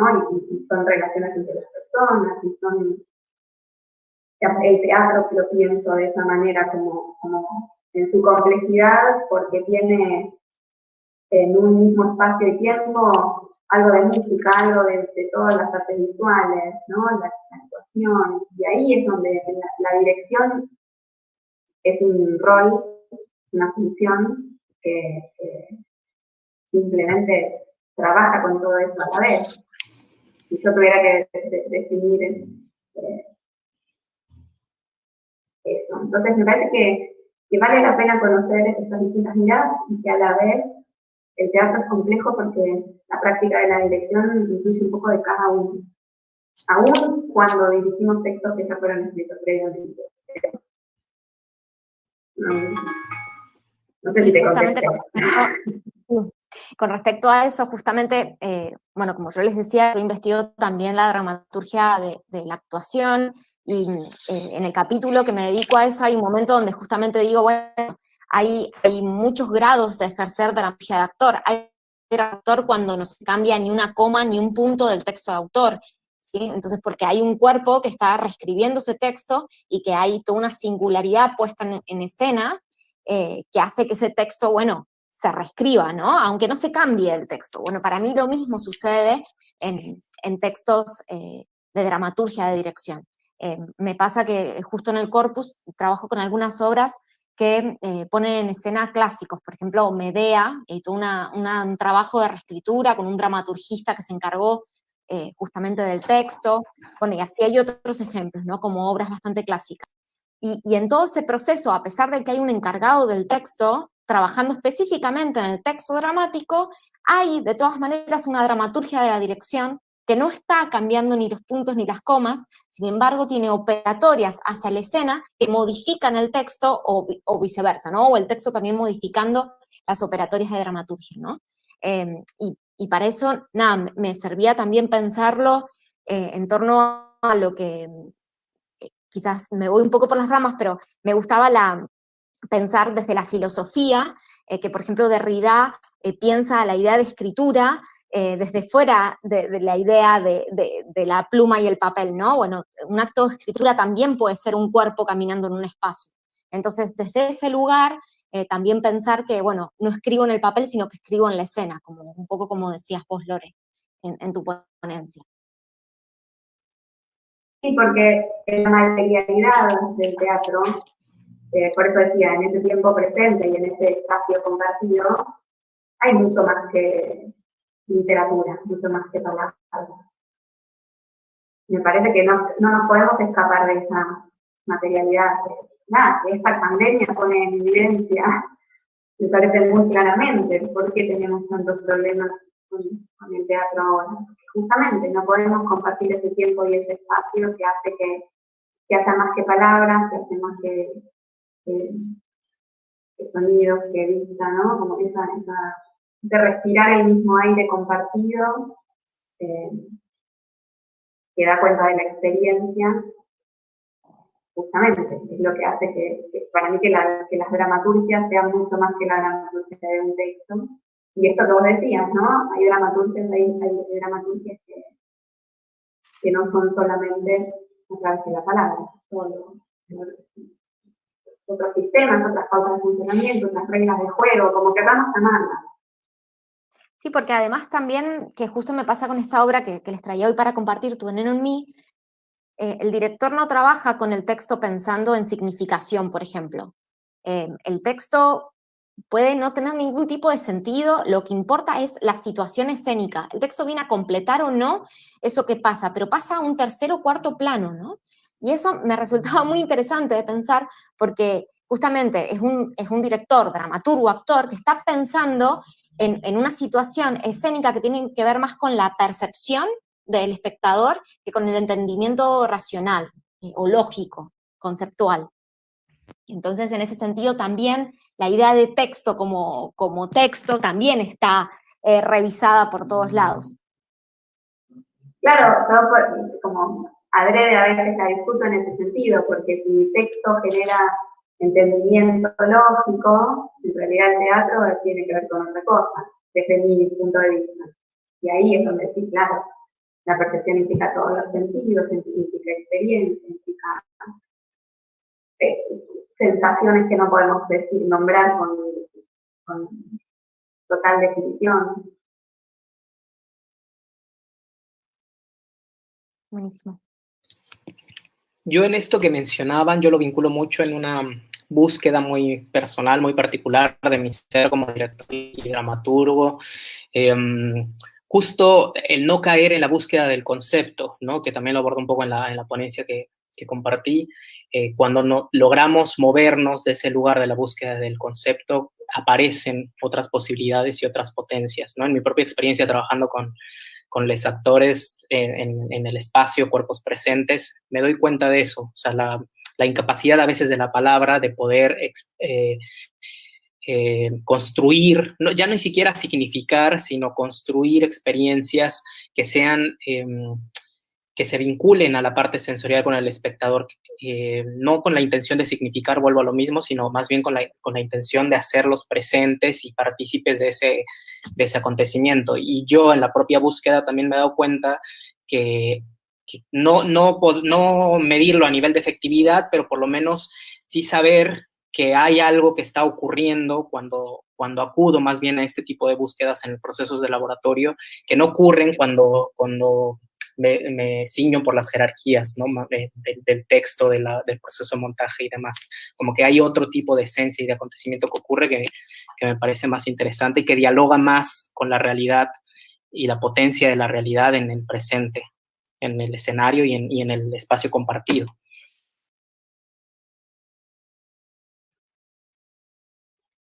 Genial. Yo les quería hacer una pregunta también a Lorena y a Vero, pensando en este diálogo que tienen sus participaciones, que me tocó mucho. En México no ocurría tanto, ahora ya es diferente, pero por ejemplo ahora en Argentina, siempre este diálogo o esta figura, el rol de la dramaturgia, dirección, ¿no? Como un proceso que muchos lo toman como punto de partida, ¿no? Muchos creadores que escriben sus propios textos y demás, que siempre me había dado curiosidad por qué surge con tanta potencia en este territorio desde como esta necesidad, ¿no? De partir de ahí, de romper con esa estructura del texto y más bien directores animándose a escribir y demás. Si hay algo que ustedes identifican dentro del proceso de investigación que puedan señalar. Sí, yo tengo algo para decir cortito y después que siga Lore, pero en relación a eso, en mi investigación aparece muy fuerte la herencia de la creación colectiva, en particular en la cartografía del Teatro de Mendoza. Esto es sumamente importante. Tenemos al maestro Ernesto Flaco Suárez, que a partir de los 70 va a generar todo un sistema de creación horizontal que rompe por completo esta idea tradicional del autor como autoridad y de respeto al texto dramático, que había sido muy fuerte en Mendoza, esa autoridad del texto dramático, hasta décadas anteriores. Entonces la presencia de él realmente configura nuevas prácticas teatrales que tienen que ver con el rol de la dirección desde el lugar de coordinación y que empieza a entender el rol de la actuación como generador de nuevos sentidos, ¿no? La aparición de una dramaturgia de actor. Este primer encuentro de la creación colectiva en Mendoza, que tiene que ver con el grupo Arlequín, justamente trabajan en adaptación de textos no teatrales al teatro, empiezan haciendo ese tipo de reescrituras, y después terminan trabajando en los barrios con la historia de los barrios, ¿sí? Entonces, se da todo un proceso de escritura que tiene que ver con todo esto que venimos discutiendo, de escritura teatral desde este lugar no tradicional. Después de ese proceso, bueno, dictadura en el medio, Flaco Suárez se exilia, el teatro se excluye a las instituciones donde no cae la censura y donde pueden hacer, o sea, es un teatro de micro resistencia total. Todas estas ideas más horizontales de teatro se diluyen y vuelven a aparecer con muchísima fuerza en la década del 80, ya con la democracia. Y lo que sucede, que a mí me parece bastante interesante en torno a la dirección, es que la década del 90 es una década que, según quienes la han investigado, es la década de los directores puestistas. Entonces vuelve la presencia fuerte del texto de autor dramático y el foco está puesta en el director, cómo el director lleva a escena ese gran texto dramático. Y eran puestas que cuando pregunto a los espectadores y a los teatristas que estuvieron en la década del 90, me dicen, mira, no me acuerdo cómo se llamaba la obra, pero la apuesta tenía esto y esto y esto, y el actor, o sea, lo que quedó impregnado en la memoria es la puesta en escena, ¿sí? Después de esto, viene el siglo XXI, y a partir del 2005 es una explosión de dramaturgias de la escena. Muchos directores que empiezan a escribir sus propios textos y producciones colaborativas de dramaturgia de actor y dramaturgia de grupo, bueno, dramaturgia de dirección. Cuando hago la pregunta a los directores acerca de por qué empezar a involucrarse con la dramaturgia, una de las respuestas más recurrentes es porque hay una necesidad de una búsqueda identitaria, es decir, de poder generar una obra que dé cuenta de la singularidad de estas personas. O sea, uno de los autores me dice, yo no me siento representado por un texto de Dolte, y está buenísimo el texto de Dolte, me dice, pero yo necesito hablar de otra cosa, ¿no? Entonces, a partir de eso es que empiezan a indagar en la dramaturgia, fundamentalmente en la dramaturgia grupal. Pero estas dramaturgias grupales no dejan de tener esa herencia de la creación colectiva, reformulándola, reescribiéndola y un montón de cosas que pasan en el medio, pero ya hay un proceso de horizontalidad en torno a la idea de autor que me parece que es muy necesaria para que hoy existan dramaturgias grupales. Sí, yo no investigué. Como esto, me pongo a pensar ahora y hablo del teatro de la ciudad de Buenos Aires, que es mi ámbito como directora, hago teatro, hice siempre. Y que me parece que en eso hay diferencias entre las provincias, ¿no? Pero hablaba de Mendoza y parece que el teatro porteño es medio un reducto eh, muy particular. Y que está bueno no creer que es el teatro argentino, ¿no? Sino que es el teatro de la ciudad de Buenos Aires, simplemente. Y pensaba algo un poco polémico quizás, pero yo creo que se estudió poco siempre la práctica de la dirección teatral. Y que entonces, y a la vez, sí, en Buenos Aires hubo siempre mucha formación y mucha valoración de los talleres de dramaturgia en tanto a escritura teatral. Y creo que, por lo menos en Buenos Aires, el camino es desde el estudio de la dramaturgia textual, de la escritura teatral, dirijo mis propios textos.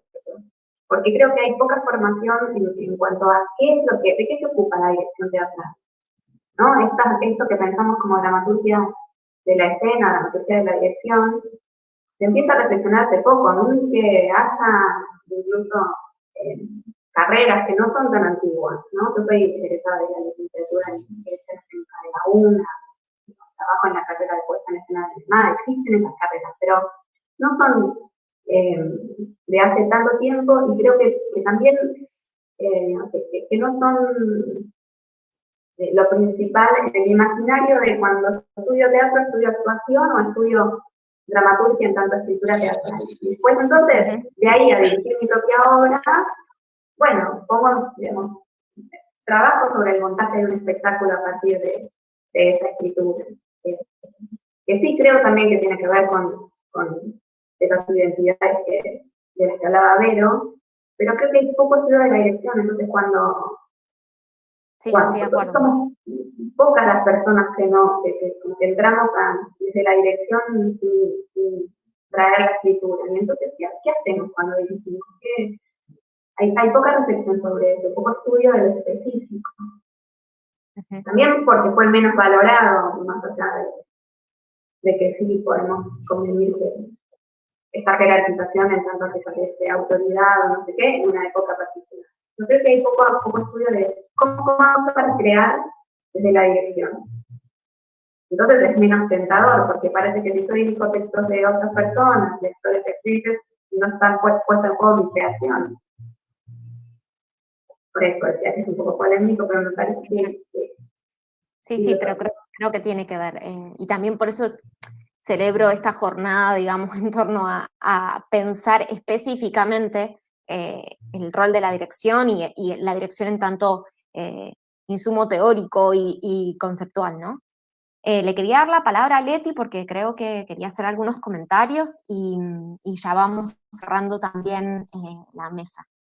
Leti, gracias.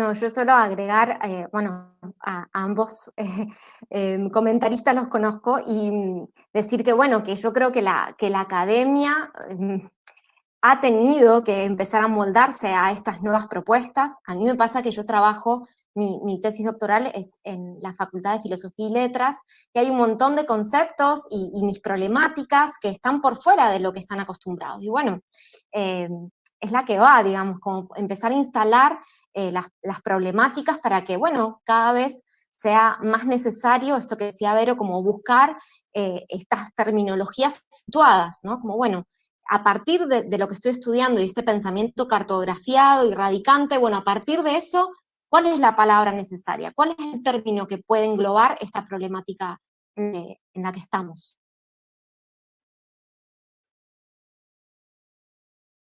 No sé si alguien quiere agregar algo más. Comentario muy breve. Dale. No, que me parecía interesante, justo a partir de los comentarios, esta cosa de la oralidad y de la escritura, ¿no? Que lo relaciono mucho con el rol del director, como este proceso efímero, que es muy difícil asir, ¿no? Una vez que ocurre y recuperar. Pero también no, o sea, yo entro también en la contradicción de no pelearnos con la parte textual, porque hay una cosa que hemos perdido también mucho, que es la idea, por ejemplo, de la bitácora, de la reconstrucción de los procesos mismos que hacen parte de la investigación, que me parece que este ejercicio que estamos planteando del diálogo entre el proceso de escritura y el proceso de dirección y demás, habría también que formular un nuevo compromiso de esta nueva generación para ver cómo intentar que no perder todos esos procesos, esa información, ¿no? Que me parece interesante cómo se va construyendo una nueva forma de dialogar con la academia, con los mismos procesos de producción, que marcan mucho de la línea que tenemos que llevar a veces como productores de arte. Sí, sí.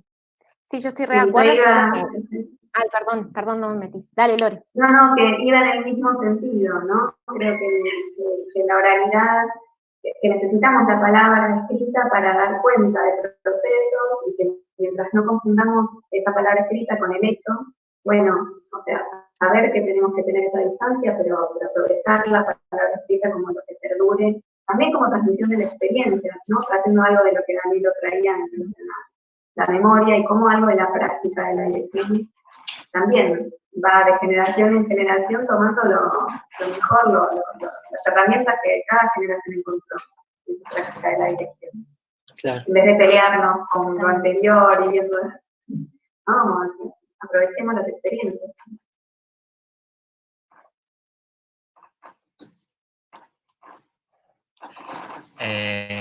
Sobre a pergunta sobre a questão da academia, sobre pensar um revisionismo, eu acho que a pergunta gira em torno dessa ideia da pensar os currículos, né? Não sei se o que me chegou de entendimento, mas o que eu penso sobre isso?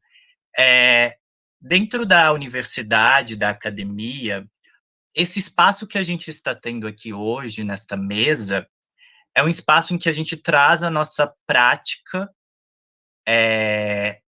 a gente parte da prática, parte também da discussão, da reflexão sobre uma teoria, e eu penso que sobre a questão da direção e da dramaturgia, a gente não pode pensar direção e dramaturgia separada da ideia da prática pedagógica, de uma pedagogia. É importantíssimo, claro, falando aqui do Brasil, da minha experiência na universidade, na academia, eu penso que é importantíssimo a gente, nós, pensarmos em revisões desses currículos de formação de atores e de diretores. Passa por uma ideia de revisão, né? Revisão de quais os conteúdos vão entrar para pensar uma direção e uma dramaturgia contemporânea, né? Não é uma dramaturgia do século passado, é uma dramaturgia de hoje, de agora. Estamos aqui no Brasil e no mundo estamos em plena pandemia. Então, essas práticas também estão sendo revisadas. Então, eu penso que precisamos falar e pensar em direção e dramaturgia como prática pedagógica. A direção é prática, também teoria. Não podemos separar, colocar em dois polos, dual. E isso, o que isso quer dizer? O que eu, nessa minha fala, eu aponto?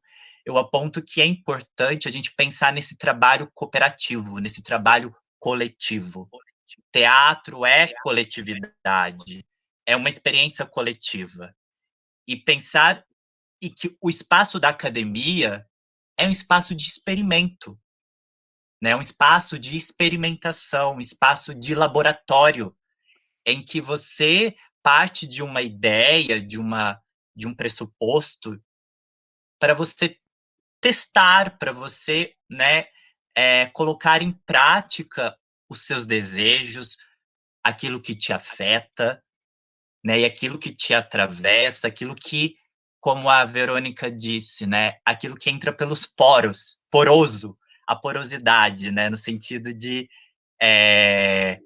que a necessidade da arte, do teatro, também é uma necessidade vital, mas tratando-se dessa vitalidade, é importantíssimo a gente também não cair nesse espaço de que não podemos também pensar que a universidade e a academia ela está desassociada da sociedade, né?